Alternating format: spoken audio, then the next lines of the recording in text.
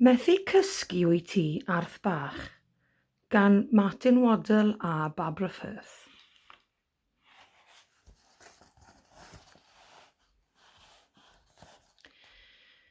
Unwaith, roedd dau arth, Arth Mawr ac Arth Bach. Buont yn chwarae gyda'i gilydd drwy'r dydd yn yr heulwen braf. Pan ddath y nos a'r haul yn machlud, aeth Arth Mawr ac Arth Bach adref i'r ogof.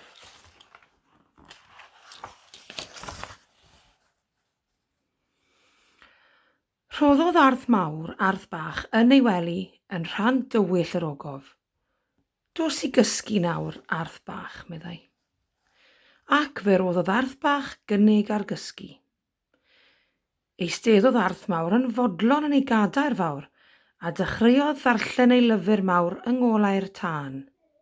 Ond ni allai Arth Bach yn ei fyw a chysgu.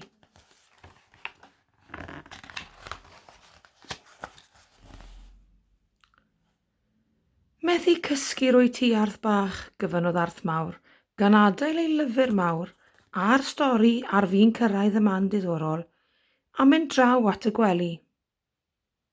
Mae ofn arna i, meddai Arth Bach. Ofn beth? Gyfynnodd Arth Mawr. Y tywyllwch, atebodd Arth Bach. Pa dywyllwch? Gyfynnodd Arth Mawr.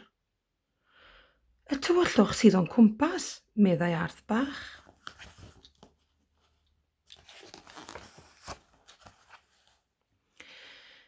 Edrychodd Arth Mawr a gwelodd fod rhan dywyll yr ogof yn dywyll dros ben.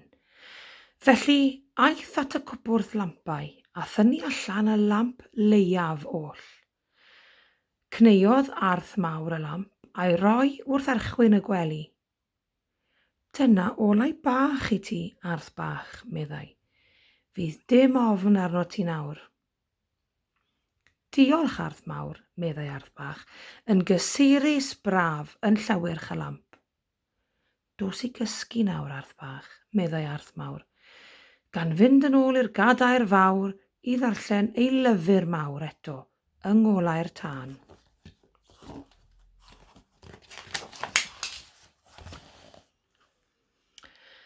Rhoddodd Arth Bach gynnig arall ar gysgu, ond methodd yn lan.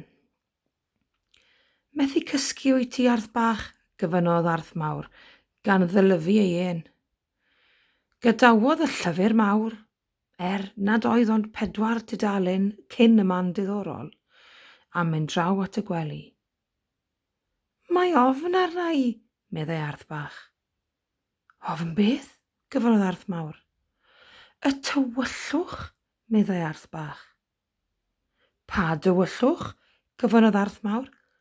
Y tywyllwch sydd o'n cwmpas, meddai Arth Bach. Ond fe roddais i lamp i ti, meddai Arth Mawr. Dim ond yr un lleiaf oll ac mae beth wmbreth o dywyllwch. Edrychodd Arth Mawr a gwelodd fod Arth Bach yn llygad ei le. Roedd peth wmbreth o dywyllwch ar ôl. Felly, aeth at y cwpwrdd lampau i nôl lamp fwy. Cneodd Arth Mawr y lamp a'i dodi yn ymyl y llall. Dos i gysgu nawr, Arth Bach, meddai Arth Mawr, gan fynd yn ôl i'r gadair fawr a chodi'r llyfr mawr eto yng ngolau'r tân. Ceisiodd Arth Bach ei orau glas i gysgu, ond ni allai. Methu cysgu wyt ti, Arth Bach, meddai Arth Mawr, gan dychan.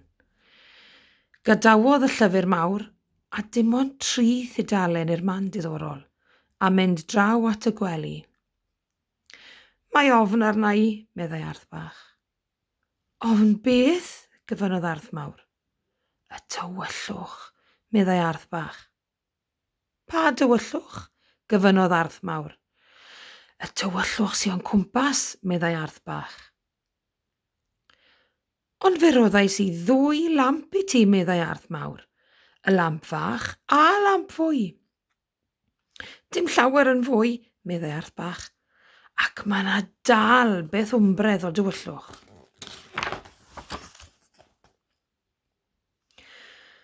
Ar ôl meddwl, aeth Arth Mawr at y cwpwrdd lampau a thynnu allan y lamp fwyaf un, oedd â 2 glist a ffwt o gadwyn rhyngddynt. Bachodd y lamp wrth y to uwch ben gwely Arth bach. Dyma fi wedi dod â'r lamp fwyaf un i ti, meddai Arth fawr wrth Arth bach. Fydd dim eisiau ti fod y gofn nawr, fydd e? Diolch Arth Mawr, meddai Arth bach. Swatiodd yn gysurus dan y golau a gwylio'r cysgodion yn dawnsio. Dos i gysgu nawr Arth bach, meddai Arth Mawr, gan fynd yn ôl i'r gadair fawr a chodi'r llyfr mawr eto, yng ngolau'r tân.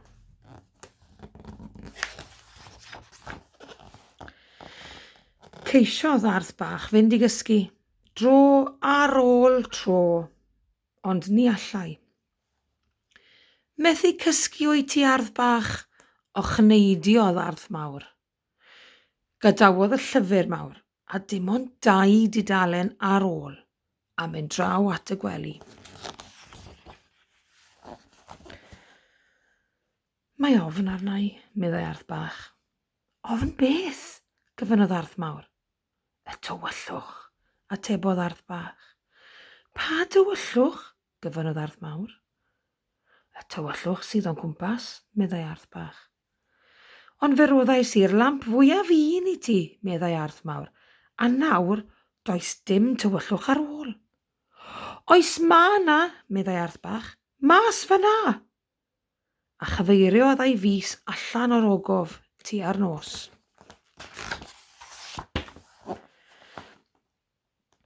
Gwelodd Arth Mawr fod Arth fach yn iawn.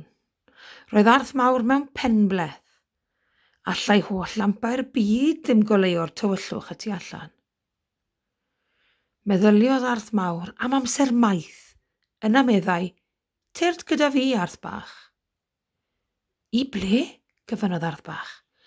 Allan, atebodd Arth Mawr. Allan i'r tywyllwch? Gyfynnodd Arth bach. Ie, meddai Arth Mawr. Ond mae ofn y tywyllwch arna i. Does dim angen bod, meddai Arth Mawr, gan afael yn llaw Arth bach a'i arwain allan o'r ogof i'r nos. Lle roedd hi'n dywyll. O, mae ofn arna i, meddai Arth bach gan glosio at Arth Mawr. Cododd Arth Mawr Arth bach yn ei frichiau a'i anwesu, ac yna meddai, edrych ar y tywyllwch Arth bach, ac edrychodd Arth bach.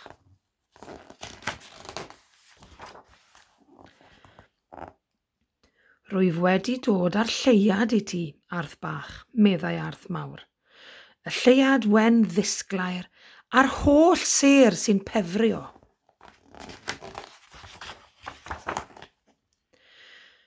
Ond ni ddywedodd Arth bach ddim gair, achos roedd e wedi syrthio i gysgu yn glud ac yn gynnes yng nghôl Arth Mawr. Cludodd Arth Mawr Arth bach yn ôl i'r ogof yn cysgu'n drwm. Yna, eisteddodd yn gyffyrddus yn y gadair fawr esmwyth ger y tân, ac Arth bach ar un fraich, a'r llyfr mawr ar y llall. A darllenodd Arth Mawr y llyfr mawr, yr holl ffordd i'r diwedd.